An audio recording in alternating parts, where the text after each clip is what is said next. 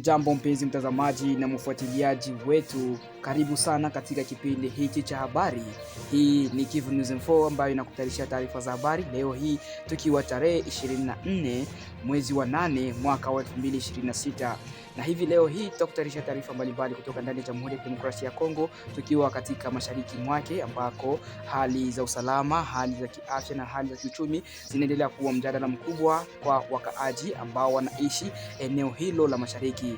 Leo hii tutakuwa katika maeneo ya Ituri ambako watu 16 wameweza kuripotiwa kuuawa katika shambulio lililotokea wakati ADF iliweza kuvamia eneo la Mambasa. Pia tutaweza kuzungumzia habari kuhusu mjadala mkubwa ambao waasi wa M23 na serikali ya Jamhuri ya Kidemokrasia ya Kongo wameweza kutokeza wakati wa makubaliano yao huko Doha. Pia tutaweza kuzungumzia habari kuhusu makazi au nyumba ya mbunge Miruho Akili Prosper iliweza kuripotiwa kuporwa huko Ijwi na mali zake kadhaa kuweza kuchukuliwa. Pia tutaweza kuzungumzia kuhusu kauli mpya ya Tito Rutemara kuhusu Bafumbira, na hivyo mjadala huo umeweza kuzua mabishano makubwa. Pia tutaweza kuzungumzia habari kutoka katika eneo la Kinshasa ambako UDPS yaweza kusema wazi kuwa warahia wa Banyamulenge wao pia ni wakongomani na kuweza kupinga vikali maneno ambayo aliweza kusema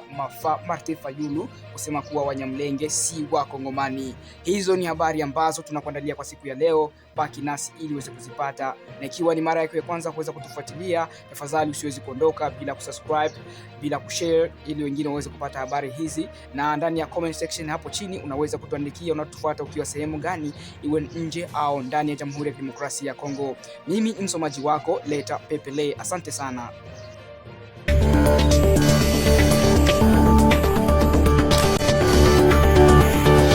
Tuanzie basi habari zetu tukiwa huko Kinshasa ambako chama cha UDPS ambacho kinajulikana kuwa ni chama cha rais wa Jamhuri ya Kidemokrasia ya Kongo kimeweza kusisitiza na kusema kuwa Banyamulenge pia ni raia wa Kongo.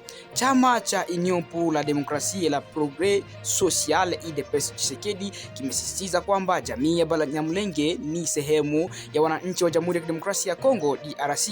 Kauli hiyo ilitolewa wakati wa mkutano wa kisiasa uliofanyika mjini Kinshasa ambako viongozi wa chama hicho walizungumzia suala la utaifa na utambulisho wa jamii mbalimbali za Jamhuri ya Kidemokrasia ya Kongo. Katibu mkuu wa UDPS Auguste Kabuya aliwasilisha mbele ya washiriki baadhi ya wanachama wa jamii ya Banyamulenge, akiwemo mbunge wa kitaifa aliyechaguliwa kupitia chama hicho kinachoongoza nchi ya Jamhuri ya Kidemokrasia ya Kongo.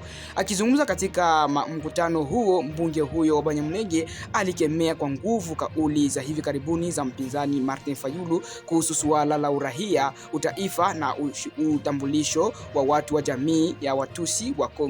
Kwa mjibu wa msimamo uliotolewa na chama hicho, Banyamulenge ni sehemu ya taifa la Kongo na wanapaswa kufurahia haki zao kama raia wengine wote bila kubaguliwa kwa msingi ya asili au utambulisho wa jamii. Kauli hii inakuja wakati ambapo mjadala huo kuhusu utaifa wa baadhi ya jamii ya mashariki mwa Jamhuri ya Kidemokrasia ya Kongo unaendelea kuzua mijadala mikali katika mazingira ya kisiasa ya kijamii.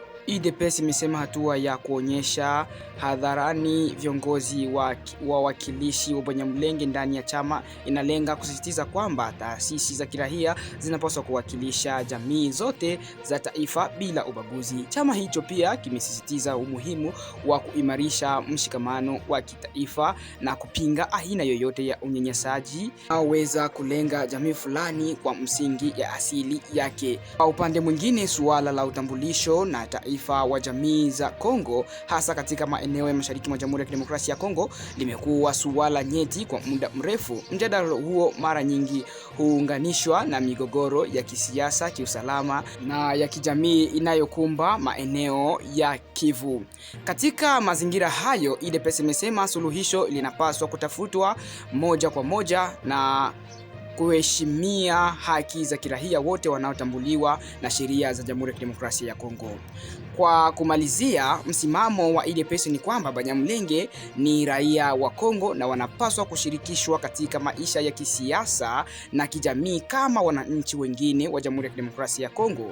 Chama hicho kinasema mapambano dhidi ya ubaguzi na unyanyapaa ni muhimu katika kujenga taifa lenye mshikamano na kuheshimu tofauti za jamii yake.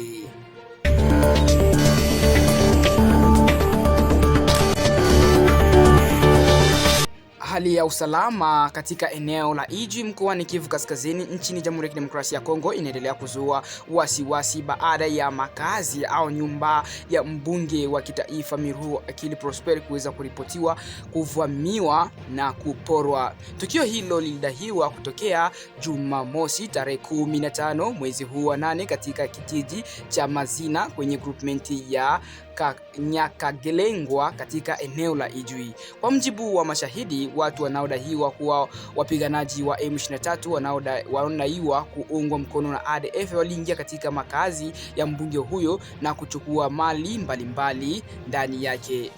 Vyanzo kadhaa huru vikiwemo vyanzo vya ndani vya mashirika ya kiraia pamoja na vyombo vya usalama vya eneo hilo vinathibitisha taarifa za uporaji wa mali katika makazi hayo. Hata hivyo, taarifa zilizopatikana hazijaeleza kwa undani aina na thamani ya mali zilizochukuliwa wakati wa matukio hayo. Tukio hilo limeongeza wasiwasi kuhusu hali ya usalama katika eneo la Ijwi ambalo limeendelea kufuatiliwa kwa karibu kutokana na mabadiliko ya hali ya usalama katika maeneo mbalimbali ya Kivu Kusini. Kwa sasa taarifa kuhusu tukio hilo limeendelea kufanyiwa utafiti, huku wananchi wakisubiri maelezo zaidi kuhusu mazingira ya tukio na hatua ambazo mamlaka zimechukua. Uporaji wa makazi ya kiongozi ya kisiasa pia unaibua maswali kuhusu usalama wa mali na raia katika eneo lililoathiriwa na mapigano na mabadiliko ya udhibiti wa maeneo. Tutaendelea kuwajuza kuhusu maendeleo mapya ya tukio hili endapo tutapata habari zozote kutoka katika eneo hilo.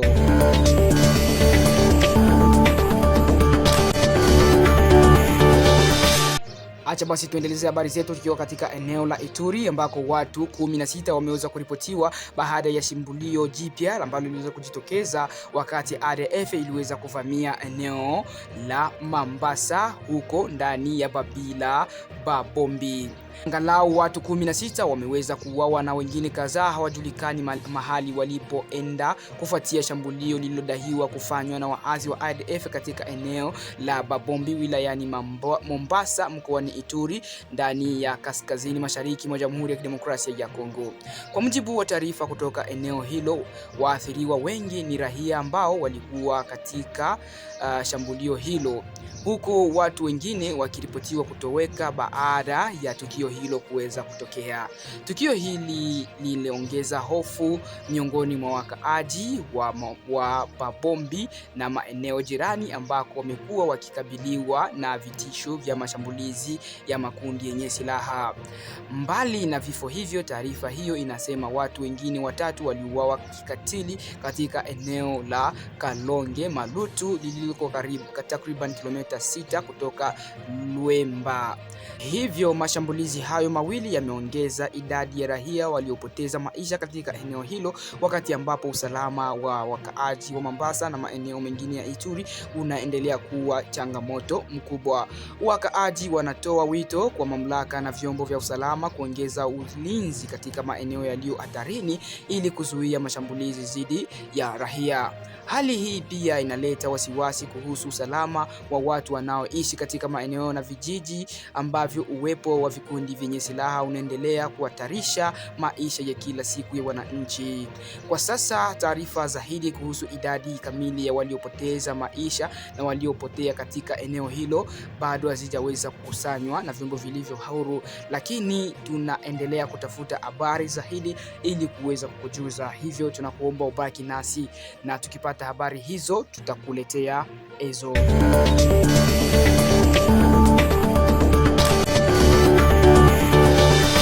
Tuzungumzie mjadala wa Doha ambao kwa sasa umeweza kuleta mabishano makali Mwanaharakati na mshambulizi wa masuala ya kisiasa Jean-Jacques Lumumba amesema kwamba muungano wa M23 unadaiwa kutaka kupewa muda wa miaka 8 kwa kutawala maeneo ambayo kwa sasa yako chini ya udhibiti wake katika mfumo wa mazungumzo ya amani yanayoendelea mjini Doha huko Qatar. Kwa mujibu wa Jean-Jacques Lumumba, pendekezo hilo linapaswa kujadiliwa kwa kina katika ngazi za kitaifa kwa kuwa linaweza kuwa na hatari kubwa kwa mustakabali wa kisiasa na kiutawala wa Jamhuri ya Kidemokrasia ya Kongo. Lumumba ametoa wito kwa kufanyika kwa mjadala wa kitaifa kuhusu suala hilo, akisisitiza umuhimu wa wananchi na wadau mbalimbali kuelewa masharti yanayojadili kati ya mazungumzo ya Doha. Hata hivyo, taarifa kuhusu madai hayo bado hazijathibitishwa rasmi hadharani na waasi wa M23 wala upande mwingine ambao ni wa Jamhuri ya Kidemokrasia ya Kongo na serikali yake. Kwa sasa mazungumzo ya Doha yanaendelea kuwa sehemu muhimu ya juhudi za kutafuta suluhisho la kisiasa kwa mgogoro unaoendelea mashariki mwa Jamhuri ya Kidemokrasia ya Kongo. Ikiwa pendekezo la miaka 8 litathibitishwa, linaweza kuzua mjadala mkubwa kuhusu namna ya kugawana mamlaka, utawala na maeneo yanayodhibitiwa na makundi yenye silaha pamoja na mustakabali wa kisiasa wa makazi wa maeneo hayo. Kwa hiyo, taarifa hii inapaswa kuchukuliwa kama madai ambayo bado haijaweza kuthibitishwa rasmi hadi pale ambapo pande zinazohusika katika mazungumzo ya Doha zitatoa maendelezo ya wazi ya habari hizi na taarifa ambazo tuliweza kukuletea kwa siku ya leo, na utakuomba uendelee kuwa nasi ili kupata mwendelezo wa habari zingine.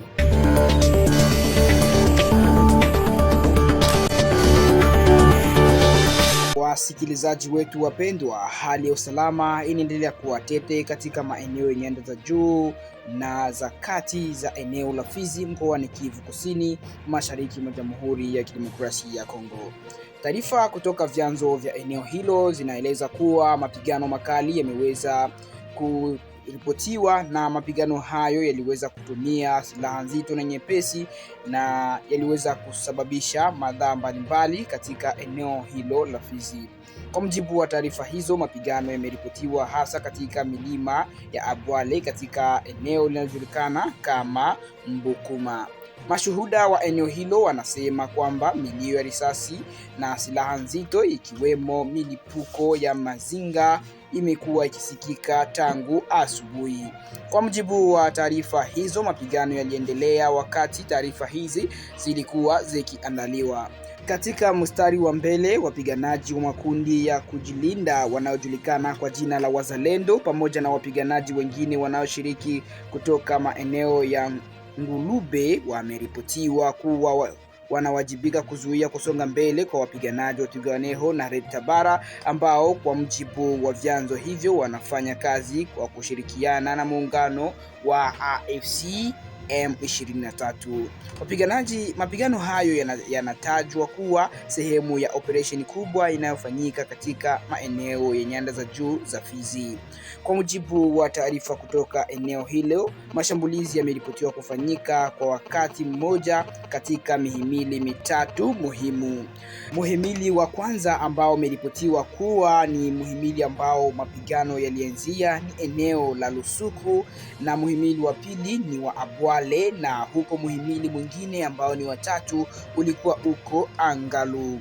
Maendeleo hayo yanaongeza wasiwasi miongoni mwa wakaaji wa maeneo hayo ambao wamekuwa wakiishi katika mazingira ya hofu kutokana na kuendelea kwa mapigano kati ya makundi yenye kumiliki silaha.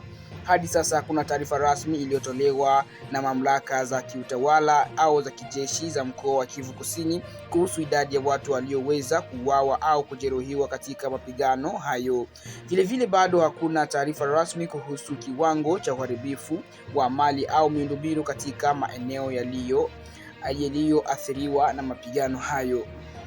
Hali katika nyanda za juu za Fizi inaendelea kuwa tete sana kutokana na mapigano hayo. Kuendelea kwa matumizi ya silaha nzito katika maeneo yenye wakazi wengi kunaongeza hofu kuhusu usalama wa raia pamoja na uwezekano wa watu kuondoka katika manyumba zao na kutafuta maeneo ambayo wao wenyewe wanaona kuwa ni salama zaidi kwa afya yao na pia kwa usalama wao. Kwa sasa taarifa ambazo zinatoka katika maeneo ya mapigano zinatoka ndani ya vyanzo vya mashuhuda, hivyo baadhi ya taarifa bado hazijaweza kuthibitishwa na mamlaka husika. Acha basi tusisitize kuwa kwa kufikia sasa hivi bado hakujatoka bila iliyo rasmi ya majeruhi au uharibifu wa mali uliotoka katika vyanzo vilivyo huru. Habari zote ambazo tulikuwa tukizizungumzia hapo zilitoka katika vyanzo vya mashahidi tu ambao walishuhudia mambo hayo, hivyo kuna uwezekano kwa habari hizo ziweze kuthibitishwa na vyanzo vilivyo huru au kutoka kwa mamlaka. Kwa hiyo mtasari wa habari wetu unasema kuwa mapigano makali ya silaha nzito na nyepesi yameweza kuripotiwa katika maeneo ya Abwale, Bukuma, Lusuka na Angalu katika eneo la Fizi. Wazalendo na wapiganaji wanaoshirikiana na Twirwaneho na Red Tabara walikuwa wakiendelea kusukumana katika siku nzima ya tarehe 22.